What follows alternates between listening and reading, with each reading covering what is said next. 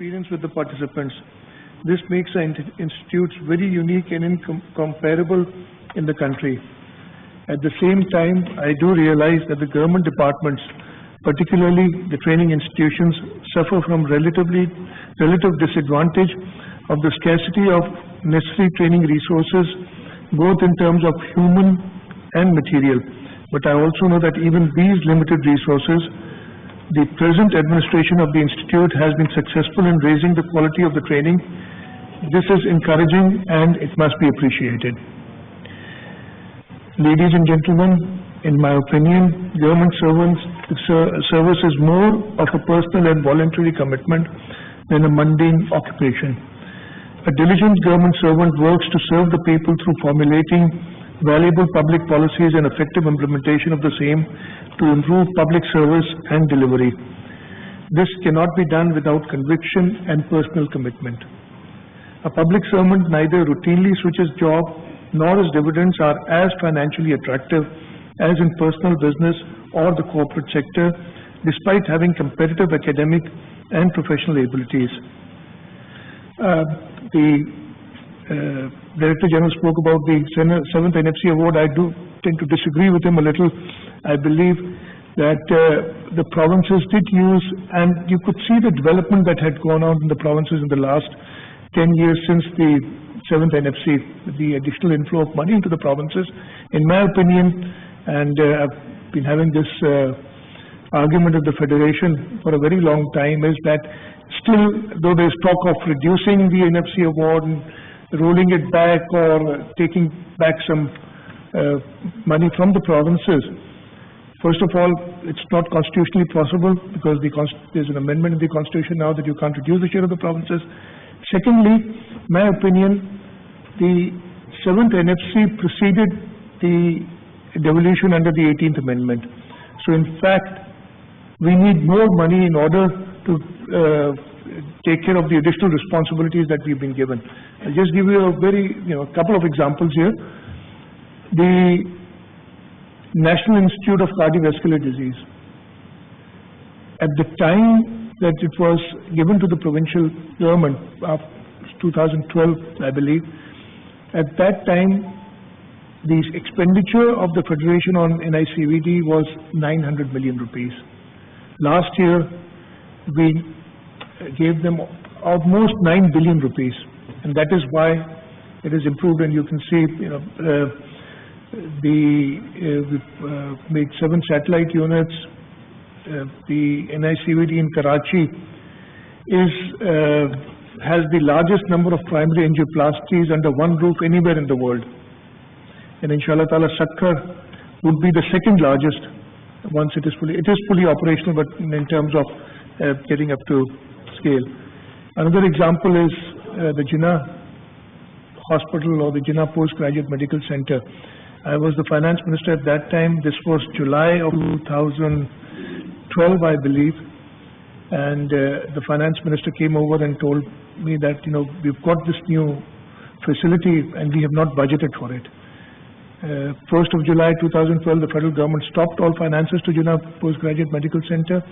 And at that time we had to, I think it was 750 million or something. Right now we're spending about 4.5 billion rupees on Jinnah Postgraduate Medical Center. So the provinces have actually improved the institutions that were given to them with the additional flow of money that we had. But still, in my opinion, we should not be fighting over what is the share of the provinces or the federation. We need to increase the size of the pie. There is I'm sure there might be some people from FPR here. I know there are customs people here. The collections have to increase. I'll give you another example. We in the province collect agriculture income tax, and we've not been doing a good job of it. A lot of people think that there is no agriculture income tax and the agriculturists do not pay income tax. They might be avoiding agriculture income tax, but the law is there and they have to pay agriculture income tax. We're not doing a good job of it. One example was that people used to hide their income by mentioning agricultural income in their federal returns, and not paying the provinces the agriculture income tax. I had approached, and FPR was too stingy about sharing the database with us. So finally we managed, and I managed through, not official channels, but managed to get the records from there. And then since a couple of years, our agriculture income tax collection has increased a little, but we need to do a lot more. One area that I do like to mention here is the sales tax on service. It was always a provincial tax. In 2000 or 2001, when there were no provincial assemblies, the governor at that time during the military regime had handed over that tax to the federal government, and they were collecting this tax until 2011-12. After the 18th Amendment, it was reiterated, the Constitution was amended, and it explicitly said, prior to that, it was in the residual list, so it was to be collected by the provinces, but then it was explicitly stated that sales tax on service would go to the provinces, or the province who wants to collect it can do it. Sindh was the first province which opted to collect the sales tax on service. The first year, the last year that the federal government collected for us, they gave us 14.5 billion rupees for sales tax on service. The very first year we put our target to 25 billion, we've achieved that target. Last year that has passed, we've collected 100 billion. The target was 100, we collected a few, 100 million, over 100 billion rupees in sales tax and service. The current year, the target is 120 billion rupees. So in my opinion, again, the provinces have to be trusted a little more. We are closer to the people. We provide service to them, and they're looking towards the provincial governments to provide service, and they have to have a larger role in tax collection and being closer to the people. We believe that we can do a much better job in collection of taxes. So the solution, in my opinion, is to devolve the sales tax to the provinces also. And the province of Sindh has given a proposal to the federal government. We've done that during the previous federal government. The NFC meetings have not been held yet, and we're going to reiterate our proposal there. And what we've said is that allow whatever province wants to collect sales tax on goods, and the province should guarantee, for example, out of 100 rupees, say if 60 rupees is collected from the province of Sindh, under the head of sales, 60% is collected under the head of sales tax on goods, we will guarantee the 60 rupees. If we don't deliver, you can deduct our, the amount from the divisible pool, which is to go to Sindh. But if we collect 65, plus 5 rupees should go to us. Give an incentive to the provinces. We've been talking about it. The first reaction, obviously, from the federal government is that the provinces do not have the capacity. But I remind them that we do. And we've demonstrated that after Sindh. Punjab was the second province which started collecting. They formed the Punjab Revenue Authority. KPK and now even Balochistan is doing it themselves. So the provinces would have the capacity if they're given the responsibility. You are all going to, inshallah, get promoted soon, get into higher positions. The Director General spoke about the situation in the country right now. By the grace of Almighty Allah, we've had a very bad law and order situation in the entire country, especially in the province of Sindh and the city of Karachi. 10 years ago, and I'm talking about 2007, 2006, 2007, I was at meeting somebody last night, and I'd mentioned to them that even on the 4th of April, when we used to go from Sakhar to Gadi Khudabakhsh, the Sakhar-Shikarpur road, we used to travel in convoys. And this is only 10, 11 years ago. In the rural areas, it wasn't possible in a lot of places to travel after sunset. Now, in the entire province, there's no place that you'd feel scared traveling to. The city of Karachi was a much bigger problem. We started 2008.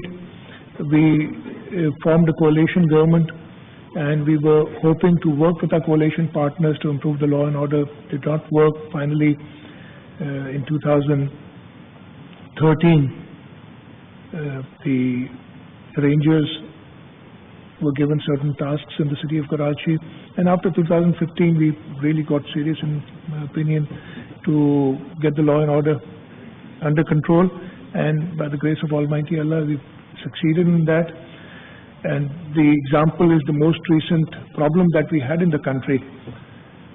Sindh was the only province, perhaps Balochistan also, but Sindh was the only province where there were protests, there was blocking of traffic, but you could travel from any place in the province to wherever you wanted to reach with certain diversions, and we managed to do that, whereas I can't say the same thing about the other provinces. They were totally blocked. So we've got better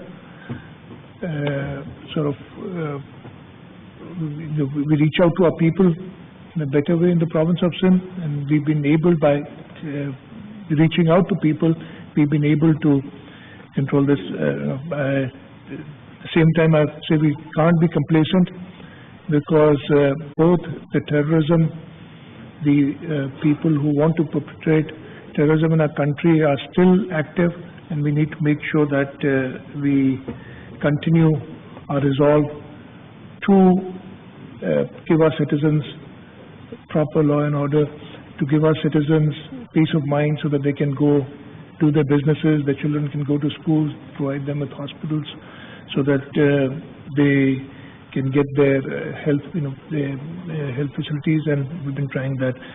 A couple of other things that I want to mention. I don't know, I saw that you'd gone to some visits. The chief instructor mentioned it. Next time round, I would suggest that you take your team to Tharparkar. Because a lot has been said about Tharparkar in the news. Okay. And I'd like you to give your views after you've visited Tharparkar, and you've seen what the government has done there in the last 10 years. The first time I went to Tharparkar was 2005, when Shaukat Aziz was contesting elections from Tharparkar. We started from Karachi, and to reach Mithi, it took us 8.5 hours. Now if you go there, you can get there in 4 hours, right up to Mithi. If you start from right here, you find the entire roads from right up from Nipa, Churangi it is called, and you go to Shara Faisal, see the entire Shara Faisal, the Karachi Thatta dual carriageway that has been made in the last couple of years, the roads from Thatta right up to Mithi. And if you want to fly, we've got an airport there also, which has been constructed by the government of Sindh, through the Civil Aviation Authority, obviously, but it's been financed by the government of Sindh. The hospital in Mithi, we've heard so many, the issues are there. I'm not denying that the issue is not there, but the facilities that have been provided there, the problem is that we hear about so many deaths in the hospital of Mithi is because the parents bring their children, the infants, the newborns, not only from Tharparkar, but even from adjoining districts. People from, parents from the district of Umarkot, Mirpur Khas, bring their children to Mithi because it's got a better facility, and that's why the rates are higher. But having said that, we are aware of the situation there.